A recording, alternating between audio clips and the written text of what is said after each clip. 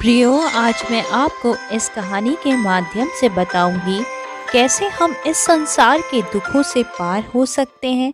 हर दुख मुसीबतों का सामना हम तब कर सकते हैं जब संसार की ओर ना देखकर ईश्वर की ओर देखेंगे। यीशु ने अपने चेलों को नाव पर चढ़ने के लिए विवश किया कि वे उससे पहले पार चले जाएं।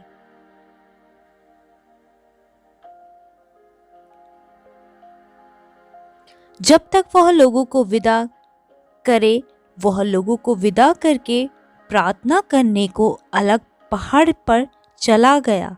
यीशु रात के चौथे पहर तक झील पर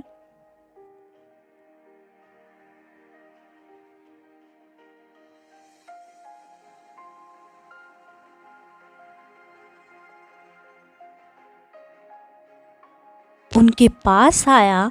उसके चेले उसको झील पर चलते हुए देखकर घबरा गए और डर के मारे चिल्लाने लगे।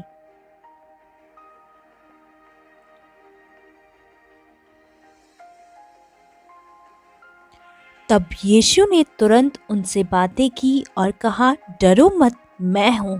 पतरस, जो उसका एक चेला था, उसने उत्तर दिया, प्रभु, यदि तू ही है तो मुझे अपने पास पानी पर चलकर आने की आज्ञा दे। उसने कहा, आ। तब पतरस नाव पर से उतरकर यीशु के पास जाने को पानी पर चलने लगा, पर हवा देखकर डर गया और डूबने लगा, तो चिल्लाकर कहा, हे प्रभु, मुझे बचा। यीशु ने तुरंत हाथ बढ़ाकर उसे थाम लिया। उससे कहा, हे अल्पविश्वासी, तूने क्यों संदेह किया?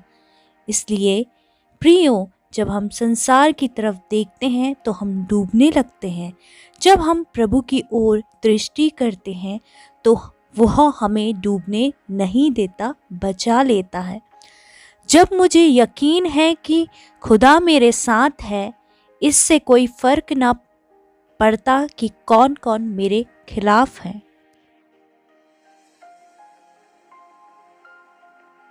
मुझे यकीन है कि खुदा मेरे साथ है। जब मुझे यकीन है कि खुदा मेरे साथ है, इससे कोई फर्क न पड़ता कि कौन कौन मेरे खिलाफ है।